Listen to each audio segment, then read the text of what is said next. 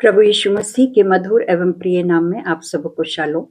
आज के मनन के लिए जो मैंने पाठ लिया है वो है क्रूस पर कहे गए यीशु मसीह के 7 वचन, जिन्हें हम बहुत ही संक्षिप्त रूप में देखने जा रहे हैं। और हम ये देखेंगे कि इन वचनों से हम अपने जीवनों के लिए क्या शिक्षा लेते हैं। पहला वचन है जो हमें मिलता है लूका रचित सुसमाचार 23वां अध्याय और 34वां पद। हे पिता, इन्हें क्षमा कर, क्योंकि ये नहीं जानते कि क्या कर रहे हैं। प्रियो, यहाँ पर यीशु मसीह ने क्रूस पर जब वो लटके हुए थे, पीड़ा में थे, उस समय अपने शत्रुओं के लिए प्रार्थना की। और वो प्रार्थना बदले की नहीं थी बल्कि क्षमा की थी। प्रियो, ये वचन हमें सिखाता है कि सच्चा प्रेम बदले में नहीं दिखता बल्कि क्षमा करने में दिखता है। आज हमें शिक्षा लेनी है इन वचनों से कि जैसे यीशु मसीह ने अपने सताने वालों को क्षमा किया, वैसे ही हम भी अपने विरोधियों को क्षमा करें। दूसरा वचन जो हम पढ़ते हैं लूका रचित सुसमाचार 23वां अध्याय और 43 वर्स, और वचन कहता है, मैं तुझसे सच कहता हूं, आज ही तू मेरे साथ स्वर्गलोक में होगा। प्रियो, जब यीशु मसीह को क्रूस पे चढ़ाया गया था, तब प्रभु यीशु मसीह के साथ 2 डाकुओं को भी यीशु मसीह के साथ चढ़ाया गया था, और दोनों डाकुओं के बीच में यीशु मसीह को क्रूस पे लटकाया गया था, चढ़ाया गया था।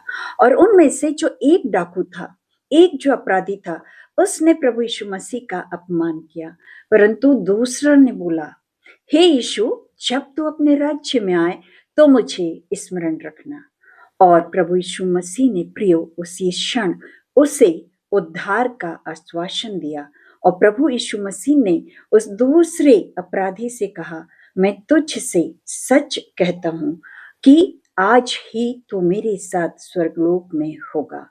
प्रियो, ये वचन हमें सिखाता है कि यदि कोई भी व्यक्ति चाहे कितने भी बुरा जीवन जिया हो, कितना भी पापमय जीवन जिया हो, उसके पाप और अपराध कितने भी गहरे रंग के, लाल रंग के क्यों ना हो, परंतु जब वो मन फिराता है और पश्चाताप करता है और प्रभु के पास लौटता है, तो प्रभु उसे क्षमा और उद्धार दोनों देता है।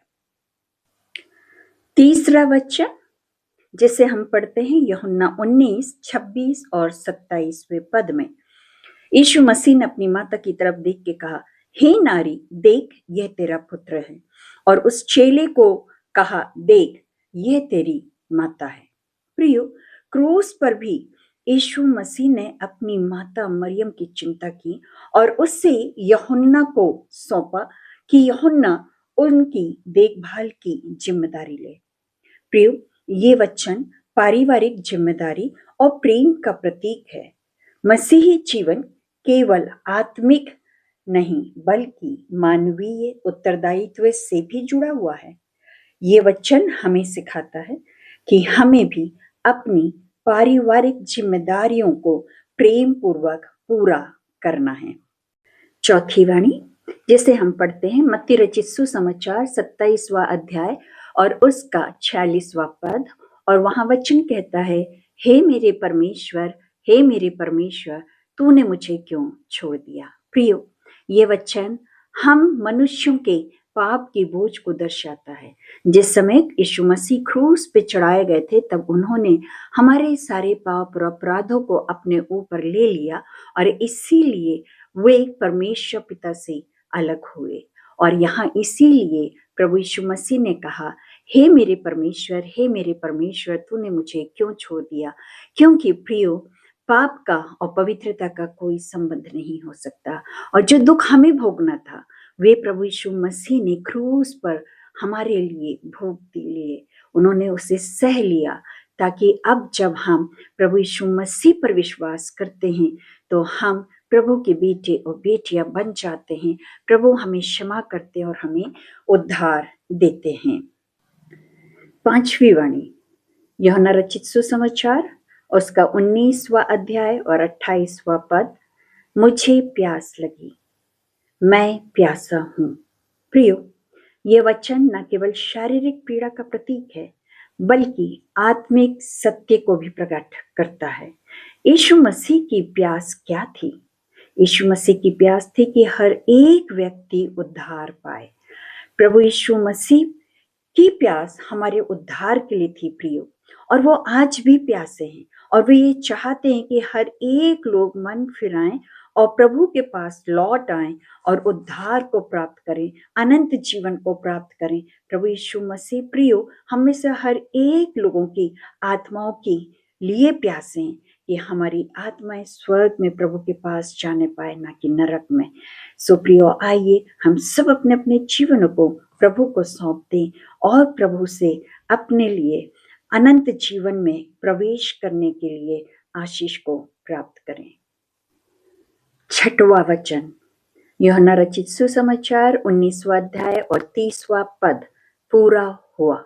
प्रियो, ये वचन विजयी घोषणा थी, अर्थात उद्धार का कार्य पूरा हो गया, पाप की कीमत चुका दी गई, भविष्यवाणियां पूरी हो गई।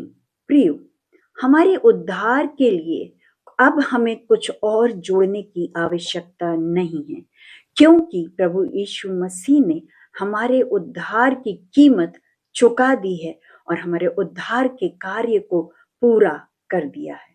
हमारे लिए उद्धार का द्वार खुल चुका है और अब केवल हमें परमेश्वर के पुत्र हमारे उद्धारकर्ता प्रभु यीशु मसीह पर विश्वास करने की आवश्यकता है, मन फिराने की आवश्यकता है, उनके पास लौट आने की आवश्यकता है। हमें प्रभु यीशु मसीह क्षमा भी करेंगे और उद्धार भी हमें प्राप्त होगा।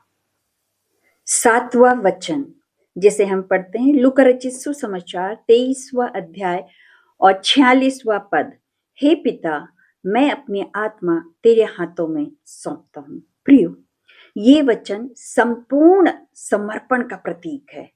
जब सब समाप्त हो गया, जब सारे काम पूरे हो गए, तब भी यीशु मसीह ने अपने जीवन को पिता के हाथों में सौंप दिया। प्रियो, अपने जीवन को, अपने भविष्य को और अपनी मृत्यु को प्रभु यीशु मसीह ने सब कुछ को परमेश्वर पर सौंप दिया, परमेश्वर को दे दिया। आइए हम भी अपना जीवन, अपना भविष्य, अपनी मृत्यु सब कुछ को परमेश्वर के हाथों में सौंपें और प्रभु पे विश्वास करें ताकि अनंत जीवन में हम प्रवेश करने पाए। प्रियो, क्रूस पर यीशु मसीह के ये 7 वचन न केवल उनके अंतिम शब्द थे, बल्कि हमारे जीवन के लिए 7 आत्मिक दीपक हैं। पहला क्षमा का दीपक, दूसरा उद्धार का दीपक, तीसरा प्रेम और देखभाल का दीपक, चौथा त्याग और बलिदान का दीपक, पांचवा प्यास और करुणा का दीपक, छठवां विजय और सिद्धि का दीपक और सातवां विश्वास और समर्पण का दीपक। प्रियो, आज भी प्रभु यीशु मसीह हमसे यही कह रहे हैं, क्या तुम अपने जीवन को मेरे हाथों में सौंपने के लिए तैयार हो? हाँ प्रियो, आइए हम सभी अपने जीवन को प्रभु के हाथों में सौंपें, प्रभु पे विश्वास करें, अपने मनों को फिराएं, प्रभु की नजदीकी में आए और परमेश्वर पिता से उद्धार को प्राप्त करें। प्रियो, क्रूस के ये 7 वचन हमारे हृदय में तब तक गूंजते रहें जब तक कि हम अपने उद्धारकर्ता से आमने सामने ना मिलें। सुप्रियो, आइए अपने आप को तैयार करें कि हम अपने उद्धारकर्ता परमेश्वर यहोवा से, प्रभु यीशु मसीह से आमने सामने मिलने के योग्य अपना जीवन इस पृथ्वी पर जीने पाए। परमेश्वर पिता इन वचनों के द्वारा हम सबों को आशीषित करे। आमीन, आमीन और आमीन।